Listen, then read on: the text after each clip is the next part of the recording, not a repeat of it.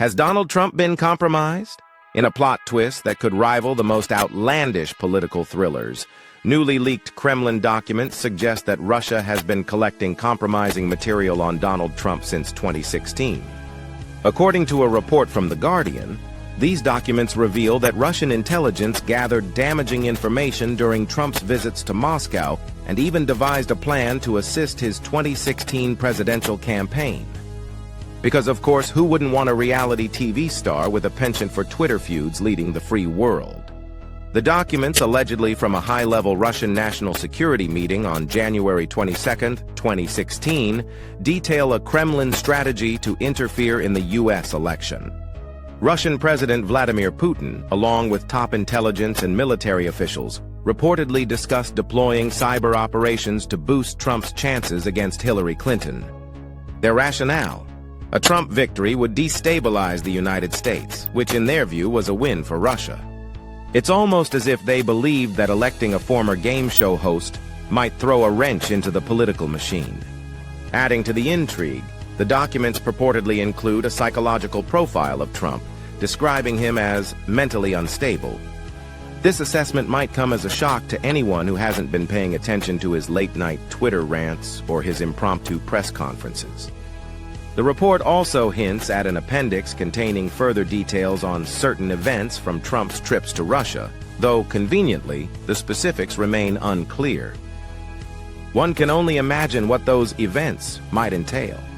Rumors about Russia possessing compromising material on Trump have been swirling for years, especially since the infamous Steele dossier emerged in 2016. Compiled by former MI6 agent Christopher Steele, the dossier alleged that Russian operatives had obtained a salacious video of Trump's escapades in a Moscow hotel. While that particular claim remains unproven, these new Kremlin documents add fuel to the fire, suggesting that Russia may have had some form of leverage over Trump.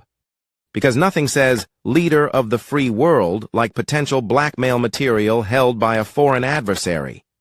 Predictably, Trump dismissed The Guardian's report as fake news and disgusting. In a statement posted by his spokesperson, Liz Harrington, he insisted that he had been tougher on Russia than any previous president. Meanwhile, the Kremlin denied the authenticity of the documents, labeling them pulp fiction. It's a classic case of he said, she said, with international espionage thrown in for good measure. But if these documents are genuine, every American should be concerned. Does a foreign adversary hold blackmail material over a sitting U.S. president? Were Trump's policies influenced consciously or not by Russian interests? If MI6's Christopher Steele was waving red flags all along, why were his warnings dismissed? The gears are spinning, and it makes you think, if this is true, what does it mean for the future of American democracy? Perhaps it's time to reconsider our vetting process for presidential candidates, maybe starting with a basic background check. Does President Trump's attitude towards Russia make sense to you?